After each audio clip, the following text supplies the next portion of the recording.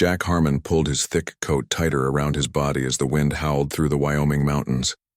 The blizzard had come out of nowhere, trapping him miles from the ranger station. As a park ranger with 15 years of experience after his time in the Marines, Jack knew these mountains well, but tonight something felt different.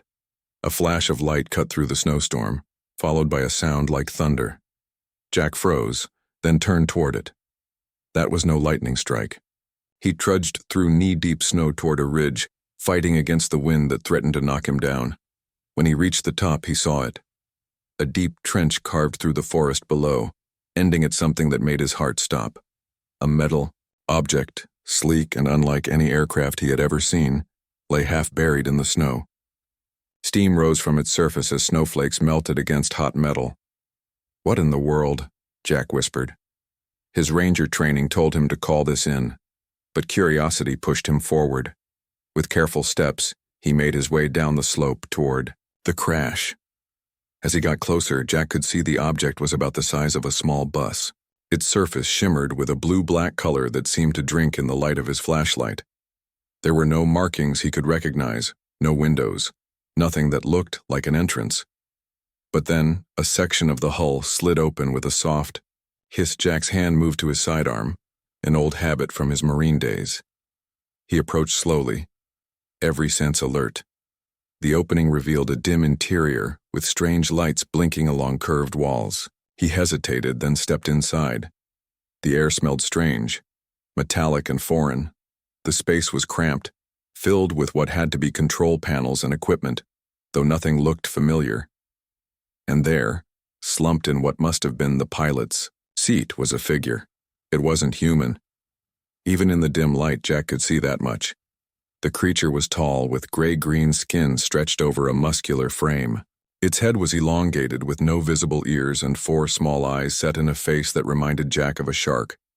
It wore what looked like armor, a second skin of black material that pulsed with faint blue lines of light. As Jack stepped closer, the alien's eyes snapped open. They were solid black with no whites or visible pupils. The creature made a gurgling sound, and Jack saw dark liquid, blood, seeping from wounds in its chest and abdomen. "Easy now," Jack said, knowing the alien. Couldn't understand, but hoping his tone would communicate. "I'm not going to hurt you." The alien growled and lunged at Jack with surprising speed despite its injuries. Jack barely dodged as razor-sharp claws swiped where his throat had been. He stumbled backward, drawing his gun, but the alien collapsed, its strength gone. With its last energy, the creature pressed something on its wrist. The armor covering its body began to glow brighter, the blue lines pulsing faster. Then, to Jack's horror, the armor began to separate from the alien's body, moving like liquid metal. Jack turned to run, but the strange material shot toward him, wrapping around his legs. He fell, trying to crawl away, but the living armor flowed up his body. When it touched his skin, pain like fire raced through every nerve. He screamed as the material covered him completely, seeping into his pores, binding to his muscles and bones. For what felt like hours, Jack writhed on the floor of the alien craft as the armor reshaped itself to his human form. When the pain finally stopped, he lay gasping, staring at his hands now covered in the same black material with pulsing blue lines.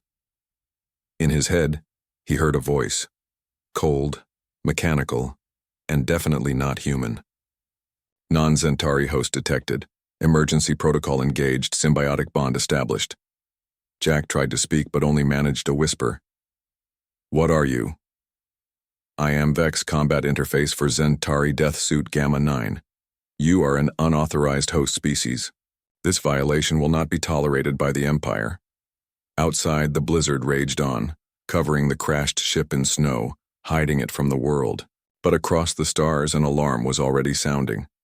Jack struggled to his feet, his body feeling both heavy and strangely light at the same time. The black armor covered him from neck to toe, fitting his body perfectly as if it had been made for him. "Get off me," Jack growled, clawing at the suit.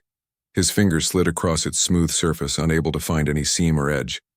"Removal is not possible," the voice, Vex, said in his mind. "The bond is permanent. Separation would result in death for both host and suit. Jack staggered out of the ship into the blinding snow. The cold wind that had cut through his clothes minutes ago now felt like nothing against the suit. He looked back at the dead alien, its body already growing stiff. "What was that thing? What are you?" Jack demanded. "That was Commander Kraz of the Zentari Empire. I am his, now your, death suit. A living weapon designed for elite warriors." As Vex spoke, images flashed in Jack's mind. Stars and planets he had never seen, strange cities with towering spires, and warriors wearing similar suits leading armies across burning worlds. A wave of dizziness hit Jack, and he fell to his knees in the snow. The suit tightened around him, and suddenly he felt a rush of energy. His vision sharpened until he could see individual snowflakes in the darkness. His hearing picked up the sound of a rabbit moving through snow 100 yards away. "What's happening to me?" Jack whispered. "The suit is integrating with your nervous system. Your senses are being enhanced." Jack stood up and took a step. His body moved faster than he expected, and he nearly fell again. The suit seemed to adjust, steadying him. "Your species is not suitable for this technology," Vex said, contempt clear in its voice. "Humans are primitive. This is sacrilege." "I didn't ask for this," Jack shot back. He took another step, then another, finding a rhythm. He jumped experimentally and soared 15 feet into the air, landing easily despite the height. "How do I control this thing?" "Through thought and intention. The suit responds to your neural commands." Jack thought about seeing in the dark, and instantly his vision shifted, the night becoming as bright as day with a blue tint. He thought about moving faster, and his legs tensed, ready to sprint at impossible speeds. "There has to be more," Jack said. "Is this just armor?" As if answering his question, the material over his right arm flowed and reshaped itself, forming what looked like a weapon, a sleek black cannon extending from his forearm. "Defensive and offensive capabilities are numerous," Vex explained reluctantly.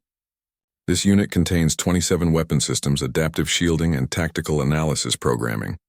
Jack stared at the transformed arm in shock. Then another thought hit him. If this Commander Kraz was important enough to have this suit, others will come looking for him. Correct. The suit has already sent an automated distress signal. Zentari, forces will arrive to recover this technology. Miles above Earth's atmosphere, a small beacon activated on the crashed ship, sending a coded message into deep space. The signal traveled for hours until it reached a massive ship hovering at the edge of the solar system. Inside the command center of the Zentari warship Dreadnought, Fleet Commander Zarthul received the alert. His 4 eyes narrowed as he read the report: Commander Kraz dead, death suit activated and bonded to an unknown species on a quarantined world. "This is an abomination," Zarthul growled, his voice echoing through the bridge. "The sacred armor of our warriors on a primitive creature? Unacceptable." His second-in-command approached carefully. "The planet is under Galactic Council protection. Commander, we cannot intervene directly." Zarthul slammed his fist on the control panel. "The Council's rules do not apply when our sacred technology is defiled. Prepare a retrieval squad. Stealth approach.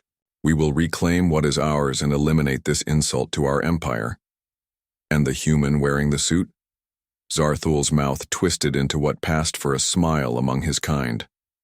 "Extract the suit. Dispose of the primitive. If the Council objects, we will claim we were protecting them from technology they are not ready to possess." Back on Earth, Jack sat inside the alien ship, sheltering from the storm. The suit had shown him how to access the ship's systems, though most were damaged beyond repair. "Can you at least tell me what I'm dealing with here?" Jack asked. "You are now the enemy of the most powerful military force in this sector of the galaxy," Vex replied, "and they will stop at nothing to reclaim me." 3 days after finding the crashed ship, Jack huddled in a cave 5 miles from the crash site. The storm had passed, but a new threat had arrived. Through the suit's enhanced vision, he watched 6 figures moving through the forest below. They weren't human. "Zentari Retrieval Squad," Vex informed him. "Elite hunters." Jack ducked back into the cave. "How did they find us so fast?" "The suit emits a signal that can be tracked by Zentari technology. Can we block it?" "No, the signal. is part of the suit's core function. Jack ran his hand over his face, feeling the strange material that now covered his skin. The suit had changed over the past days, becoming more responsive to his thoughts. He could now make it withdraw from his face and hands, appearing almost normal until he needed protection. "What are our options?" Jack asked. "Surrender or die," Vex stated flatly. "The Zentari will not leave without the suit. There must be another way." Jack peered out again. The aliens had split up, covering more ground. They wore armor similar to his, but not as advanced. Each carried weapons that made Jack's military experience seem primitive. "How good are these hunters?" Jack asked. "They are among the best warriors in the Empire." Jack nodded slowly. "But they're not used to Earth, or humans. Your species is considered primitive. They will not expect significant resistance." A plan formed in Jack's mind. "Can you teach me to use the weapon systems quickly?" Vex seemed hesitant but finally responded, "Yes. Think of the weapon you require, and I will guide its formation." For the next hour, Jack practiced. The suit could form different weapons from its material: blades, shields, even projectile launchers that fired energy pulses. By nightfall, he was ready. The first Zentari hunter never saw Jack coming. Moving silently through the trees, Jack ambushed the alien from above, neutralizing it before it could signal the others. The second hunter was more alert, but still unprepared for human tactics combined with Zentari technology. "Your combat approach is unexpected," Vex commented as Jack moved to a new position. "Zentari warriors follow strict protocols. Your methods are chaotic." "That's the point," Jack whispered. "They're expecting their own kind of fight." By dawn, 5 of the 6 hunters had been disabled. Jack had avoided killing when possible, something that confused Vex greatly. The last hunter, realizing it was outmatched, retreated to their ship hidden in a clearing. "We need that ship," Jack said. "Can you help me fly it?" "Yes, but why?" "The Zentari will send more hunters." "Exactly. And next time they'll be prepared. They'll bring enough force to level this whole area. I need to get away from Earth." Jack moved toward the clearing, planning his approach. The remaining hunter was securing the ship, a sleek vessel about the size of a small airplane. "This is illogical," Vex argued. "You are leaving your home to protect it?" "I'm leaving to keep the fight away from innocent people," Jack corrected. "Besides, running beats waiting to be killed." Using the suit's capabilities, Jack created a diversion that drew the hunter away from the ship's entrance. When the alien investigated, Jack slipped aboard. Inside, he found himself surrounded by alien technology. "Guide me," he told Vex. The suit extended tendrils to the control panel, interfacing directly. Information flowed into Jack's mind. How to operate the ship, navigation systems, weapons. The hunter realized the trick too late. As it raced back to the ship, Jack had already activated the engines. The vessel rose smoothly from the ground. "There will be pursuit," Vex warned. "The Zentari do not forgive or forget." "Where can we go?" Jack asked, guiding the ship upward, watching Earth grow smaller through the view screen. "The nearest neutral port is at the edge of this solar system, a trading outpost where many species gather. The Zentari have limited authority there." As the ship broke through Earth's atmosphere, a hidden sensor array on a distant moon detected the unauthorized departure. In a monitoring station disguised as a research facility, an observer from the Galactic Council recorded the event. Unauthorized vessel leaving restricted planet Earth. Zentari design. Unknown pilot. Possible first contact situation. The message was sent through secure channels directly to the Council headquarters. Earth's quiet status was about to change dramatically. Jack stared in wonder as the stolen ship approached Nexus Station. The massive structure floated at the edge of the solar system, a spinning wheel of metal and lights that housed thousands of beings from across the galaxy. "Remember to keep the suit hidden," Vex warned as they prepared to dock. "If anyone recognizes Zentari technology, we will be reported immediately." Jack nodded. He had discovered that the suit could compress itself into what looked like normal clothing, in this case, a simple black jumpsuit. Only the faint blue lines running along the seams hinted at its true nature. The docking bay was chaos. Creatures of all shapes and sizes moved among ships of every description. Some walked on tentacles, others floated above the ground. Jack tried not to stare as he made his way through the crowd. "We need information," he said quietly to Vex. "And supplies." "The trading level would be safest," Vex suggested. "Many species gather there. Your unusual appearance will attract less attention." Jack followed the signs to a large open area filled with booths and shops. The smell of strange foods filled the air, along with languages he had never heard before. At one booth, he traded some of the valuable metals from the Zentari ship for local currency.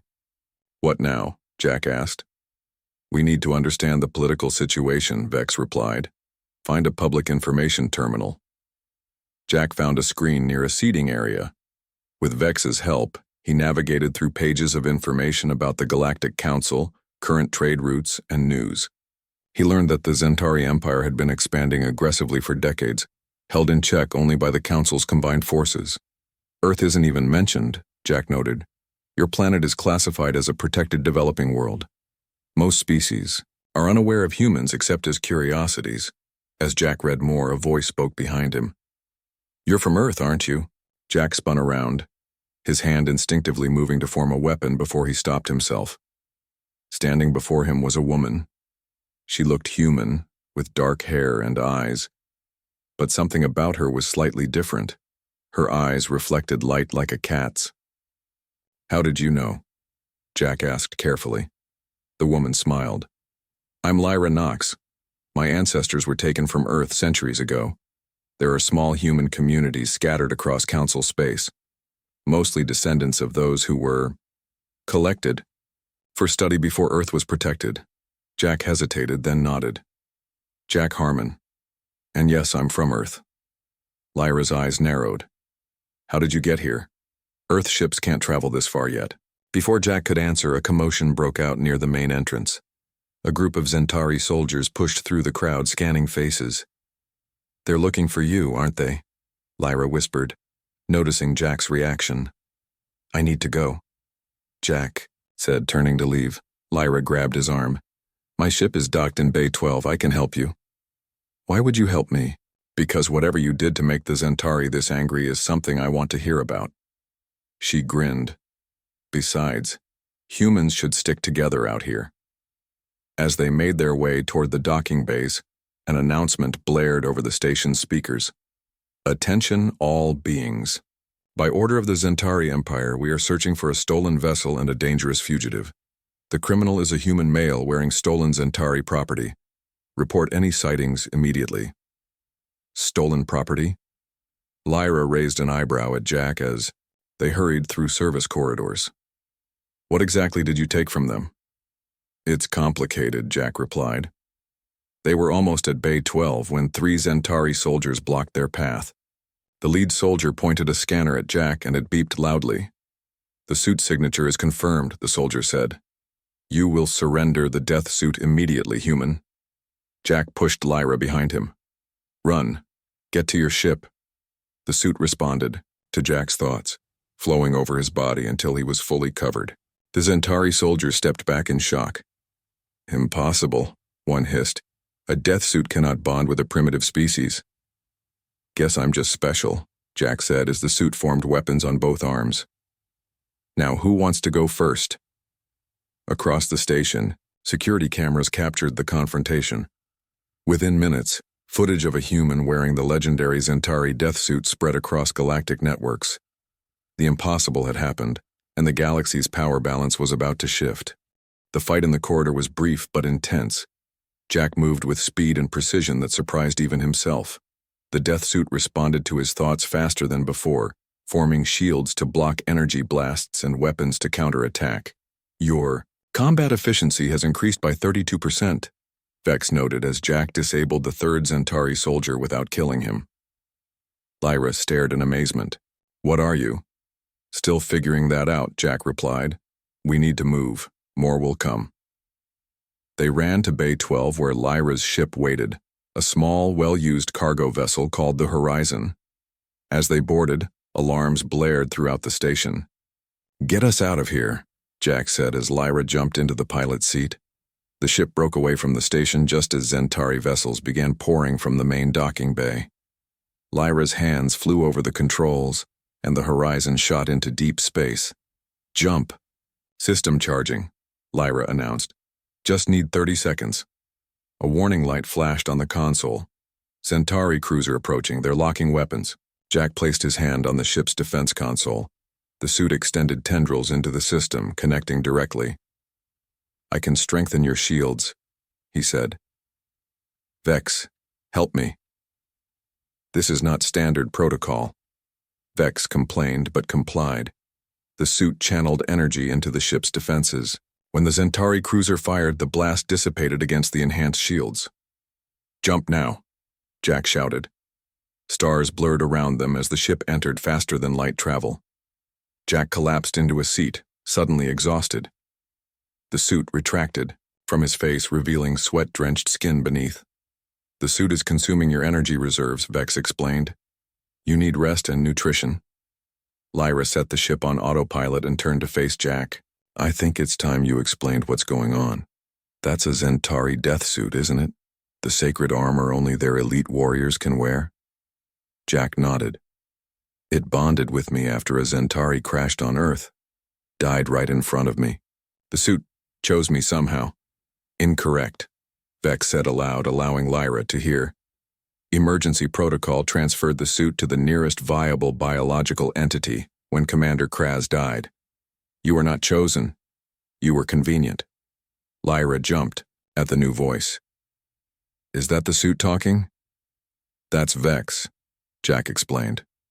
"The suit's AI, not very friendly." "Because this is sacrilege," Vex stated. "A death suit is meant for Zentari warriors who earn the right through combat and loyalty." Lyra studied Jack with newfound interest. "No wonder they're hunting you. This is unprecedented. The Zentari believe those suits are sacred artifacts, given to them by their gods."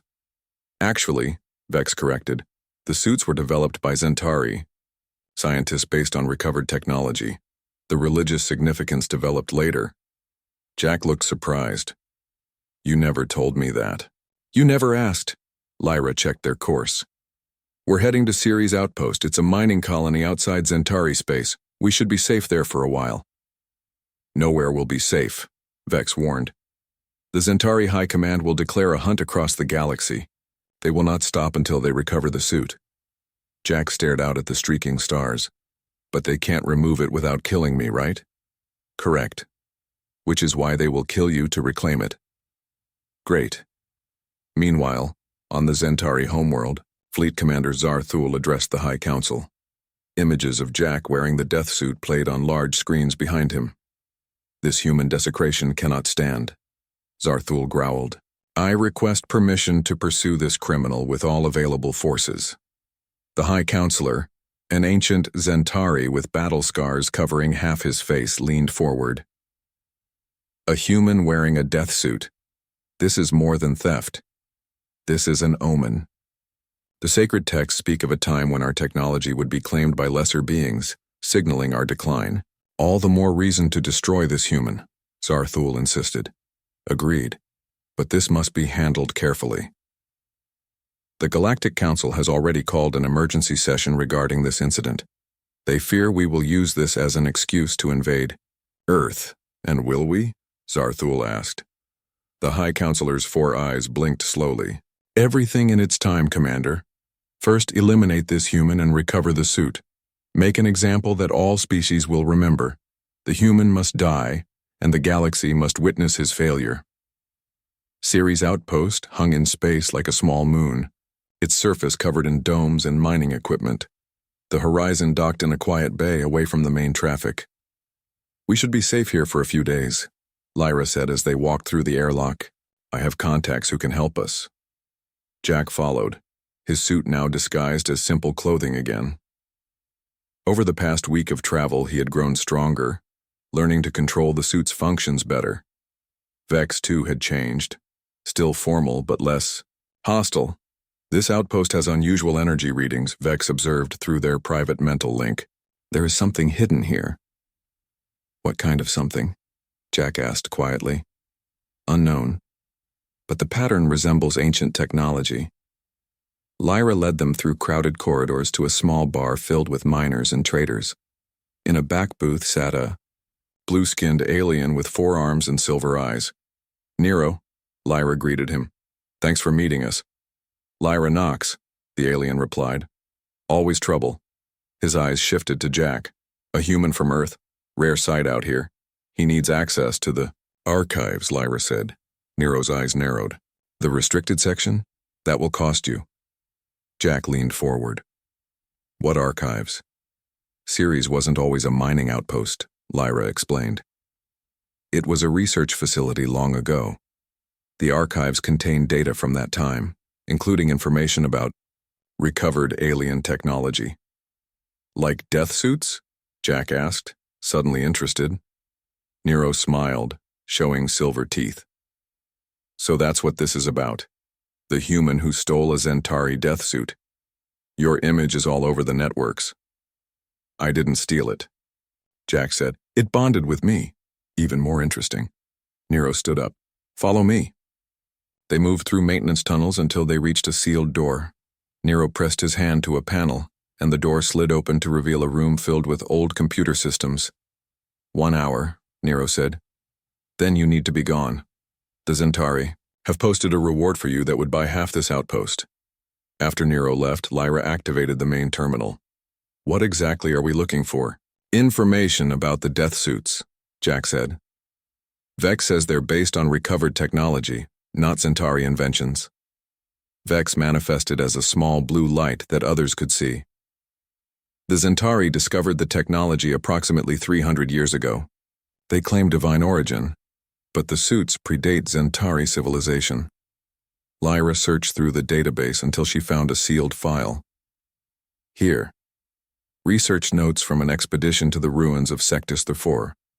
That's a dead world in what's now Zentari, space. When they opened the file, Jack saw images of ancient ruins and artifacts, including what looked like early versions of the death suit. The predecessors, Vex said, sounding surprised. This confirms what I suspected. Who? Jack asked. An ancient race that vanished 50,000 years ago. They created technologies that merged with living beings. A diagram appeared on the screen, a DNA strand with strange modifications. Beside it was an image of a humanoid figure wearing a suit similar to Jack's. According to this, Lyra read, the suits were designed to evolve with their users, adapting to different species. The Zentari found them but modified the technology to work only for their physiology.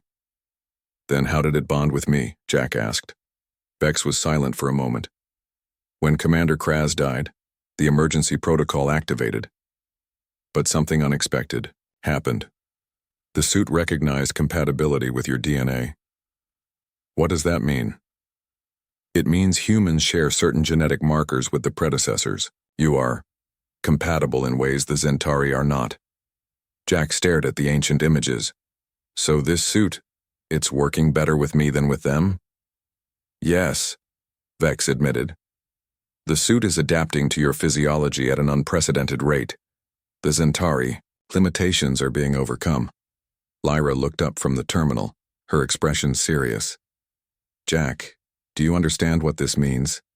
The Zentari didn't just want the suit back because it's sacred. They're afraid of what happens when it fully adapts to you. As they spoke, a hidden security camera recorded their presence.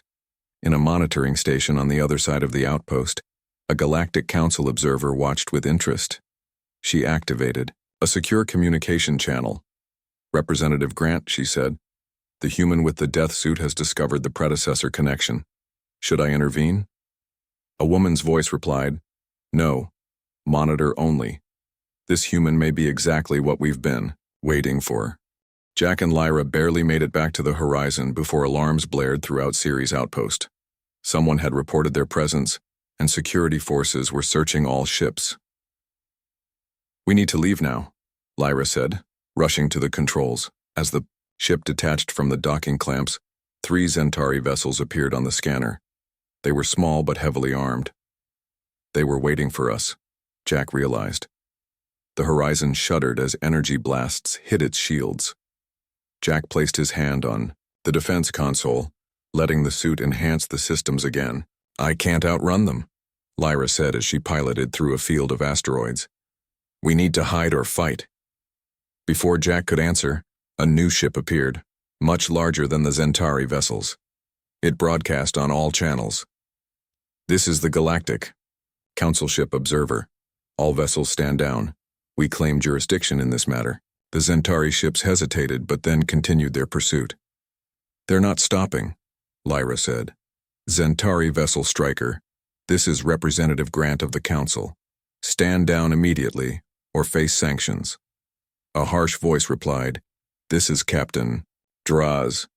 We pursue a criminal who has stolen sacred Zentari property. The Council has no authority in this matter." The human Jack Harmon is summoned to appear before the Council. Interference with this summons violates Treaty Section 12. Jack looked at Lyra. "The Galactic Council wants me? Why?" "I don't know," she said. "But it's better than being captured by the Zentari." The larger ship fired warning shots near the Zentari vessels. After a tense moment, the Zentari ships broke off their attack. "Horizon, you are instructed to dock with Observer Bay 3, the Council ship transmitted. Lyra guided their ship into the massive docking bay of the Council vessel. When they walked down the ramp, they were met by guards and a human woman in formal blue robes. "Jack Harmon," she said. "I'm Representative Talia Grant. Welcome aboard." Jack stared in surprise. "You're human?" "My great-grandparents were taken from Earth for study. Some of us have risen in Council ranks since then." She looked at his chest where the suit was hidden. "That's quite a discovery you've made." They were led to a conference room with a large table and viewing windows that showed the stars. Other Council members waited inside, aliens of different species sitting around the table. "The Council has called an emergency session regarding the death suit incident," Representative Grant explained. "Several member species fear the Zentari will use this as reason to start a war." An alien with green skin and large eyes spoke up. "The Zentari Empire has been looking for an excuse to expand. This human wearing their sacred armor could be the spark." Jack frowned. "I didn't ask for this. The suit bonded with me when its Zentari owner died." "Which should have been impossible," another Council member said. "Yet it happened." Representative Grant placed a small device on the table, which projected images of DNA strands. "Our scientists have analyzed the footage of you using the suit. Your genetic compatibility with predecessor technology is remarkable." "The predecessors?" asked one of the Council members. "The ancient race who created the original technology that became the death suits," Grant explained. "Their civilization fell 50,000 years ago, but their technology was designed to evolve with the user." She looked at Jack. "Humans share genetic markers with them." The Council room grew quiet as everyone stared at Jack. "What does the Council want from me?" Jack asked. "A compromise," Grant said. "You will surrender yourself for study. In exchange, Earth will receive Council protection from Zentari aggression." "And the suit?" Jack asked. "Must remain with you, since removal would be fatal, but under controlled conditions." As they discussed the terms, Vex spoke privately to Jack. "They are not telling you everything. I have accessed their secure communications." "What did you find?" Jack thought back. "The Zentari have launched a stealth fleet toward Earth. They plan to eradicate humanity to cleanse the desecration." Jack's blood ran cold. "When?" "They will reach Earth in 6 days. The Council knows but has not acted. They debate while your world faces extinction." Jack stood up suddenly, interrupting the Council meeting. "Earth is in danger. The Zentari have sent a fleet to attack my planet." Representative Grant looked shocked. "That's impossible. Our monitoring systems would have detected." "They're using stealth technology," Jack insisted. "Vex accessed your communications. You have reports, but you're ignoring them." While you debate, the Council chamber erupted in argument. Some members accused Jack of lying, while others demanded immediate action. "Even if this is true," a tall, thin alien said, "we cannot act without proof. Council law requires—" "I don't have time for your laws," Jack said. He turned to Lyra. I need to get back to Earth. Grant grabbed his arm. You can't fight a Centauri fleet alone. Watch me. As Jack and Lyra rushed back to the horizon, Grant followed. Wait. Take this. She handed Jack a small device. Advanced weapons. Council technology we don't share with developing worlds. It might help. Why are you helping us? Lyra asked suspiciously. Grant's expression hardened. Because I believe humans deserve more than to be experiments or pets in this galaxy. Go.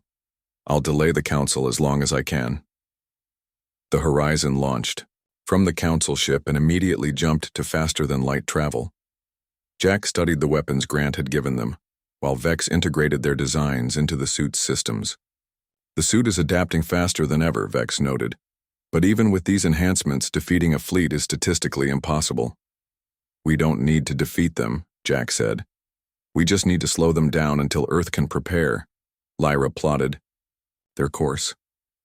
We can intercept the Centauri fleet here near Jupiter's orbit. They'll have to drop out of stealth mode to navigate the planet's gravity. As they approached the gas giant, Jack felt the suit changing. The blue lines glowed brighter and new patterns appeared across its surface. What's happening? He asked. Vex, the death suit is reaching its full potential. It's breaking through the final Centauri restrictions. Will it hurt? Yes. Complete integration will be painful. It could kill you. Jack took a deep breath. Do it. Remove all restrictions. Jack, no, Lyra protested. There must be another way. There isn't. Not with the time we have left, Vex hesitated. Once I begin, I cannot stop the process. Do it, Jack repeated. Pain shot through Jack's body as the suit began to transform. It felt like every cell was being torn apart and rebuilt. He collapsed to the floor, his back arching as the suit glowed brighter. Through the view screen they saw the Centauri fleet appear, 20 warships moving toward Earth. At their center was a massive command ship, twice the size of the others, fleet. Commander Zarthul's vessel, Vex identified. The Centauri detected their small ship immediately. A transmission came through. Human vessel, this is Fleet Commander Zarthul. Surrender the thief who wears our sacred armor, and your planet may be spared. Jack stood up slowly. The pain had stopped. The suit now shimmered with blue-white light, its surface flowing like liquid metal. When he spoke, his voice resonated with new power. This is Jack Harmon of Earth. The death suit was never yours. You stole it from the predecessors and limited its power. Now it's reached its true potential. Jack placed his hands on the ship's weapons console. The suit extended into the systems, taking control. Energy built around the small vessel. Ridiculous, Zarthul replied. One human cannot stand against the might of the Centauri Empire. Watch me, Jack said again. The suit channeled energy through the ship's weapons, transforming them. When they fired, beams of blue-white light cut through space, disabling 2 Centauri ships instantly. Zarthul's voice came again, now with a note of concern. All ships, destroy that vessel! The Centauri fleet opened fire, but Jack and the suit were already moving. The Horizon dodged with impossible speed, returning fire with weapons that shouldn't exist on such a small ship. On Earth, astronomers watched in amazement as flashes of light appeared near Jupiter, a battle they couldn't understand but one that would determine their future. When it was over, the Centauri fleet was in retreat. Only Zarthul's command ship remained, damaged but operational. This is not the end, human, Zarthul transmitted. The Empire will return. When you do, Jack replied, you'll find Earth waiting, and I'll be here. As the Centauri ship limped away, Lyra turned to Jack. What now? Jack looked toward the blue planet visible in the distance. Now we prepare. Earth just joined the galaxy, whether it's ready or not. The fully awakened death suit pulsed in agreement. The human and the ancient technology were now truly one, the first of a new kind of protector for a world taking its first steps into a larger universe.